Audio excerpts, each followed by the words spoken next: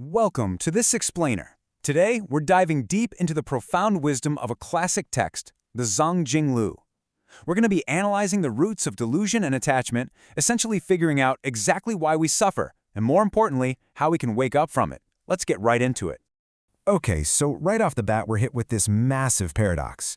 The text tells us that this true cause and Buddha nature, well, it's something every single living being already shares. You don't have to build it or acquire it, it's just already there. So here's the big question, right? If our baseline nature is perfectly pure, why in the world are we so lost? I mean, why do we go through these endless loops of frustration, anxiety, and just suffering? How did we wander so far from home? Part 1. The Untainted Source. Inherently Pure True Mind. To really figure out why we suffer, we gotta understand what our foundation actually is. And the text hits us with this incredible realization right away. Your mind itself, it's never actually broken. It is never flawed or damaged by the things you go through. To wrap our heads around this, just imagine a bowl of totally pure, tasteless water. If you drop some licorice in it, obviously the water tastes sweet. If you drop in a bitter root like the coptis herb, it tastes bitter. But, and here's the absolute secret to all of this, the actual underlying essence of the water, it didn't change at all. It just temporarily took on the flavor of whatever got dropped into it. You know, your mind is exactly like that pure water. When worldly delusions pop up, you get that bitter taste of suffering. When you align with reality, you taste peace. But through it all, the fundamental nature of your mind hasn't been altered one bit by the sweet or the bitter. It is totally untouched. Part 2. The Core Conflict, Roots of Delusion and Attachment. So if the mind is that pure water, where on earth is all this bitterness coming from? How does illusion actually trick us into clinging to things? Well, first off, there's just basic ignorance. We literally don't know our own pure nature. And because of that blind spot, our mind starts projecting all these false divisions. We build this massive, imaginary wall between our inner self and the outer world. The text explains that this division is entirely fabricated, completely made up. It gives us this incredibly vivid image, a monkey trying to grab the moon's reflection in a pond. The monkey is desperately splashing around, reaching for something that isn't actually there in the water. It's a phantom. When we chase after worldly attachments, we are literally that monkey. We exhaust ourselves trying to grab hold of illusions. As the text puts it, the fool deceives himself. Think about it. The moon isn't reaching out to grab the monkey, right? The monkey is grasping at the moon. Part 3. The Trick of Perception. Mistaking a rope for a snake. Now, this whole self-deception thing really boils down to a fundamental trick of perception. Think about your own life for a second. The Zongjing Lu says our situation is, and I quote, like an unmoving rope in the dark, suspected to be a snake.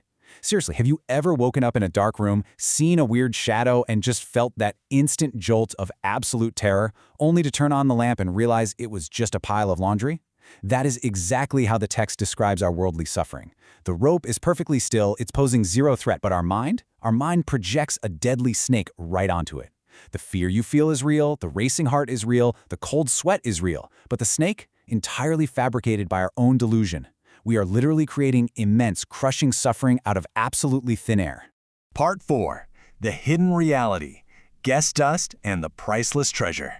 Once you realize you've just been jumping in imaginary snakes this whole time, the story completely shifts toward discovery. That pure nature of yours, it isn't lost, not at all.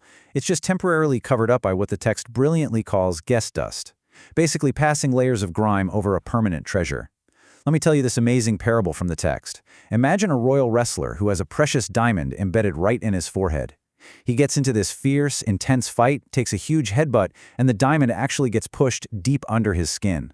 The wound heals up and this wrestler is just weeping in absolute despair. He is completely convinced his priceless treasure is gone forever. He's looking everywhere for it. Then, a wise doctor walks up, simply holds a clear mirror to the wrestler's face, and points to the lump where the gem is sitting, right there beneath the surface. It was never lost. Enlightenment isn't about going out and acquiring some mystical new power. It's the doctor's mirror. It's just uncovering the priceless treasure that has literally been inside you this entire time, hiding right beneath the surface of your anger, your greed, and your ignorance. To really hammer home how this hidden reality works, the text brings up the metaphor of the snow mountain medicine. It describes this miraculous medicine up on a snowy peak that has, 1, perfectly pure, sweet taste. But as the medicine flows down the mountain and into different environments, its taste seems to completely transform.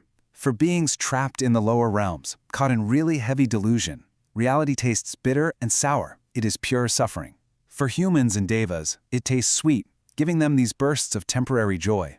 But for awakened beings, they taste the original source. They experience that one pure taste of deep equanimity. So, what's the big takeaway here? The medicine of reality is exactly the same for every single one of us. It is the underlying true nature of the mind.